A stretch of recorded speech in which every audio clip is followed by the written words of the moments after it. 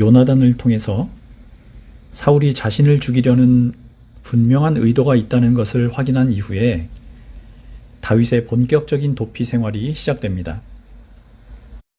성경은 다윗이 도피한 행적을 매우 상세하게 기록하고 있는데요. 사무엘상 19장부터 31장까지가 도피 생활에 관한 기록입니다. 기간도 무려 10년 정도 됩니다. 골리앗을 죽인 지 얼마 지나지 않은 시점부터 시작되었던 이 다윗의 도피는 매우 힘든 시기였습니다. 사울을 피해 다니는 과정에서 우여곡절도 많았고요. 극심한 어려움들을 겪어야 했습니다. 그러는 동안 다윗은 다른 사람들을 이해할 수 있는 마음을 갖게 되었고요. 어떤 역경도 지혜롭게 이겨낼 수 있는 좋은 지도자로 거듭날 수 있었습니다. 이렇게 훈련을 받은 기간은 크게 세 부분으로 나누어 볼 수 있습니다.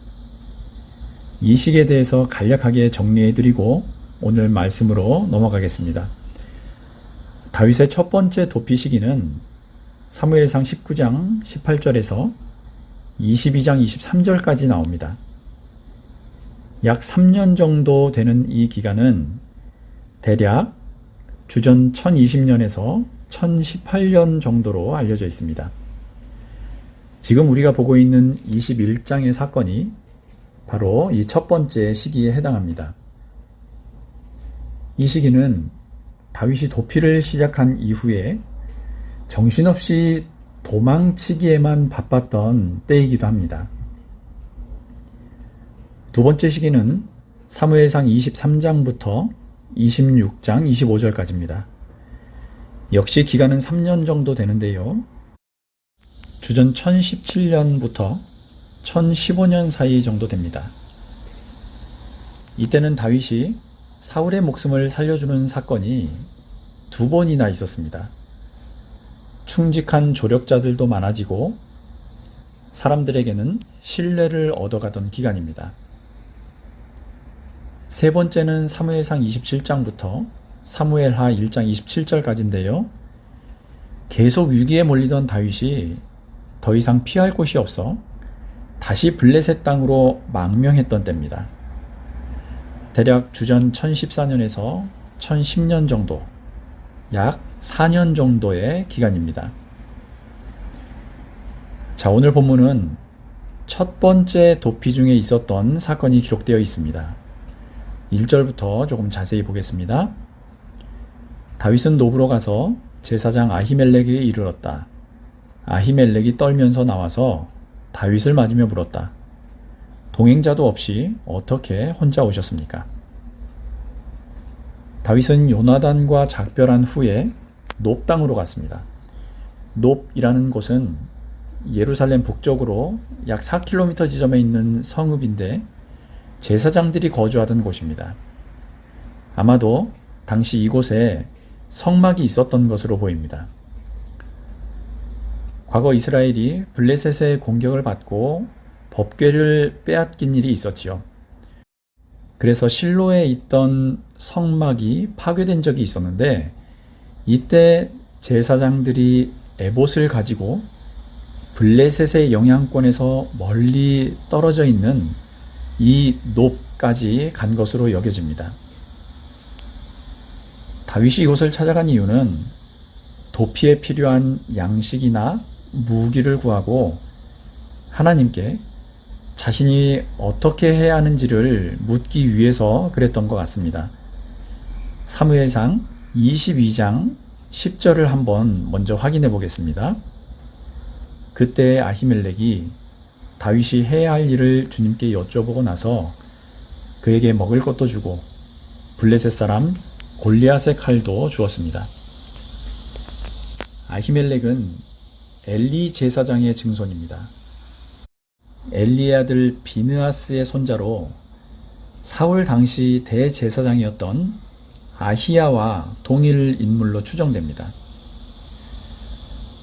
조금 전 1절에서 보신 떨며, 히브리어로는 하라드인데요. 이 말은 흔들리다, 두려워하다라는 의미입니다.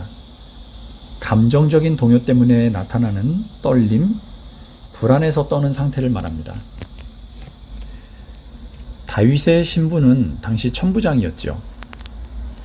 부하들을 데리고 다녀야 할 지휘관입니다. 더구나 사울 왕의 사위였죠. 그런 다윗이 수행원 하나 없이 혼자서 나타나니까 아마도 사울 왕에게서 자기에게 불이익을 가져다 줄 좋지 않은 명령을 다윗이 가져온 게 아닐까, 이렇게 염려했던 것 같습니다. 제사장 아히멜렉이 왜 혼자 왔느냐고 묻자 다윗도 조금 당황했던 것 같습니다. 자, 2절과 3절입니다. 다윗이 제사장 아히멜렉에 대답하였다. 나는 임금님의 명령을 띠고 길을 떠났습니다. 임금님이 나에게 임무를 맡기면서 부탁하시기를 나에게 맡기신 임무를 어느 누구에게도 알리지 말라고 하셨습니다. 그래서 부하들과는 약속된 곳에서 만나기로 하였습니다. 그런데 지금 제사장님이 혹시 무엇이든 가까이 가지신 것이 좀 없습니까? 빵 5덩이가 있으면 저에게 주십시오. 그렇게 안 되면 있는 대로라도 주십시오.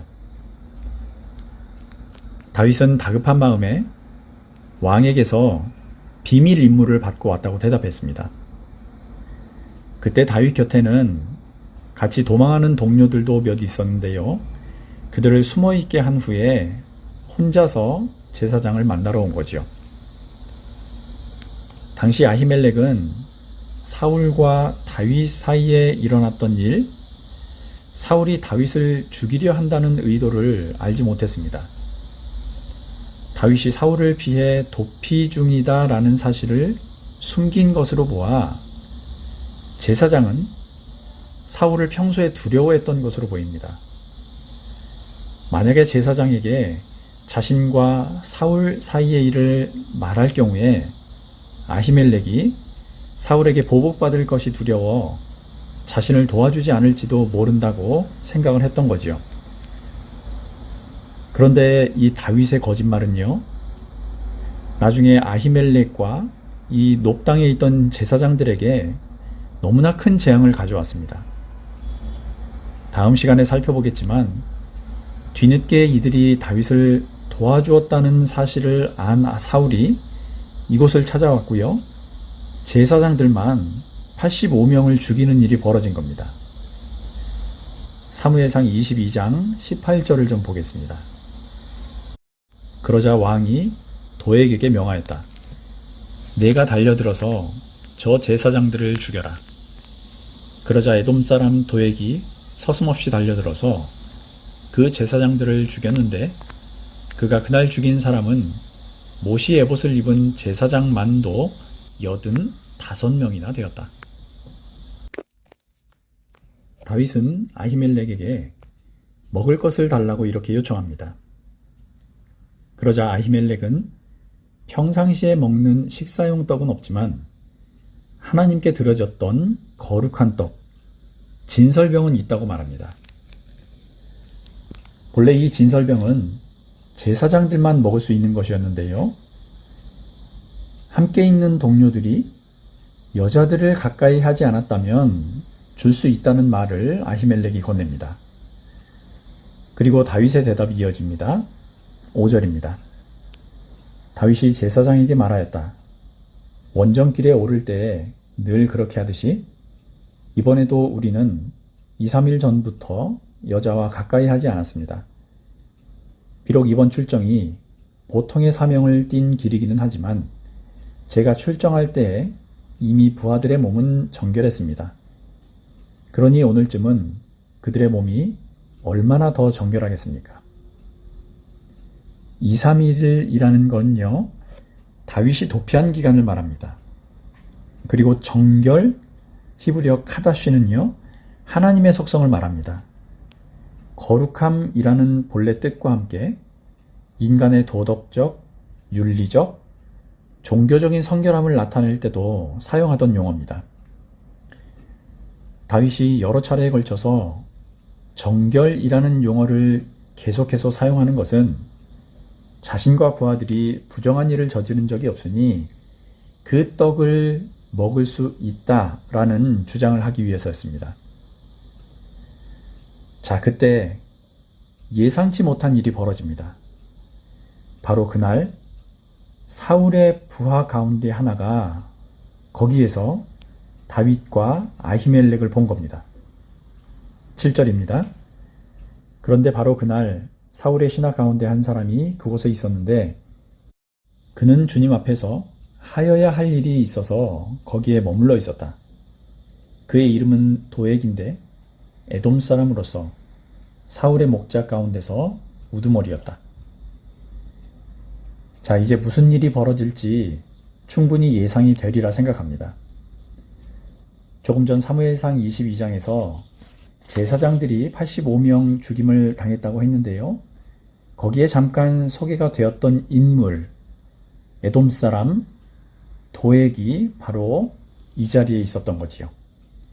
그가 아히멜렉과 다윗의 만남에 대해 알고 있었던 겁니다. 나중에 나오겠지만 다윗 역시 도액이 노베에 있다는 사실에 불길한 느낌을 받습니다. 그래서 서둘러 가드로 도피한 거죠. 도액이라는 이름은 불안, 염려 이런 뜻입니다. 후에 제사장을 죽이라는 명령을 받고도 하나님의 제사장들에게 손을 대기 싫어하는 사울의 다른 부하들 대신 직접 제사장들을 죽였던 인물입니다. 자, 이렇게 빵을 얻은 다윗은 아히멜렉에게 다시 한 가지를 더 부탁합니다. 8절과 9절입니다. 다윗이 아히멜렉에게 또 한 가지를 물었다. 제사장님은 지금 혹시 창이나 칼을 가지고 계신 것이 없습니까? 저는 임금님의 명령이 너무도 급하여서 나의 칼이나 무기를 가져오지 못했습니다. 제사장이 대답하였다. 그대가 엘라 골짜기에서 쳐 죽인 블레셋 사람 골리앗의 칼을 보자기에 싸서 여기 에봇 뒤에 두었습니다. 여기에 이것 말고는 다른 칼이 없으니 이 칼을 가지고 싶으면 가지십시오. 다윗이 말하였다. 그만한 것이 어디에 또 있겠습니까? 그것을 나에게 주십시오. 다윗은 음식 외에 이렇게 무기까지 요구했습니다. 그러면서 왕에게 급한 임무를 받고 오느라 무기조차 챙겨오지 못했다고 말합니다. 앞서 사울 왕을 피해서 도망 중이라는 자신의 상황을 숨기고 은밀하게 왕의 명령을 수행하고 있다는 거짓말을 했기 때문에 이렇게 또 다른 거짓말이 꼬리를 물고 있는 겁니다. 부탁을 받은 아히멜렉은 골리앗의 칼을 내어줍니다. 칼을 받아든 다윗은 도액이 사울에게 밀고를 할까 두려워 블레셋 땅까지 가게 됩니다. 그래서 가드라는 곳까지 도착했을 때 블레셋 왕 아기스의 신하들 중에 공교롭게도요 다윗을 알아본 사람들이 있었습니다. 순간 다윗은 그들이 보는 앞에서 미친 척을 했습니다. 자, 12절에서 15절까지를 보겠습니다. 다윗은 이 말을 듣고 가슴이 뜨끔했다. 그는 가드 왕 아기스 옆에 있는 것도 안전하지 못하다는 생각이 들었다. 그래서 그는 그들이 보는 앞에서는 미친 척을 하였다. 그들에게 잡혀있는 동안 그는 미친 사람처럼 행동하여 성문 문짝 위에 아무렇게나 글자를 긁적거리기도 하고 수염에 침을 질질 흘리기도 하였다. 그러자 아기스가 신하들에게 소리쳤다. 아니 미친 녀석이 아니냐. 왜 저런 자를 나에게 끌어왔느냐. 나에게 미치광이가 부족해서 저런 자까지 데려다가 내 앞에서 미친 짓을 하게 하느냐. 왕궁에 저런 자까지 들어와 있어야 하느냐. 왜 다윗이 블레셋 지역으로 피신했는지는 확실하지 않지만 사울을 피해 갈 수 있는 가장 좋은 방법이라는 생각이 들었던 것 같습니다. 더욱이 자기가 골리앗을 죽인 이후 시간이 상당히 많이 흘렀기 때문에 자신을 아무도 알아보지 못할 것이라 생각했을 수도 있지요. 어쨌든 상황이 자신의 계획대로 되지 않자 그는 정신이 나간처럼 행동하면서 기어코 목숨을 구했습니다. 자, 오늘 본문을 보시면서 어떤 생각이 드셨습니까? 오늘 본문에서는 다윗이 골리앗을 물리칠 때 같은 그런 용맹했던 모습은 전혀 보이지 않습니다. 그토록 하나님을 의지함으로 용맹스럽게 행했던 다윗이 놉 땅 아히멜렉 제사장에게는 거짓말로 떡과 칼을 얻어내고요. 블레셋 가드 왕 앞에서는 미치광이 흉내를 내면서 생명을 구했습니다.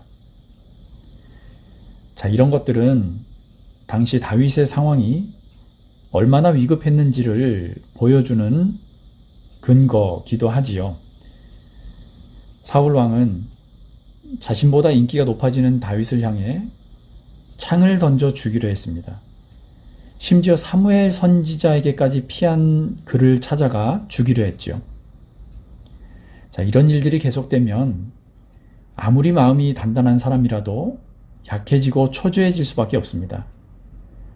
점점 두려워지고 분별력을 잃어갈 수밖에 없겠지요. 훗날 다윗이 당시 자신의 심정과 교훈을 노래한 시가 있습니다. 바로 시편 34편인데 여기에는요, 이 시에는 다윗이 아비멜렉 앞에서 미친 채 하다가 쫓겨나 지은 시, 이런 부제가 붙어 있습니다. 오늘 시간 관계상 읽어드릴 수는 없지만 나중에 시간이 되실 때 오늘 이 사무엘상 21장의 사건을 떠올리시며 한번 꼭 읽어보시기를 권해드립니다.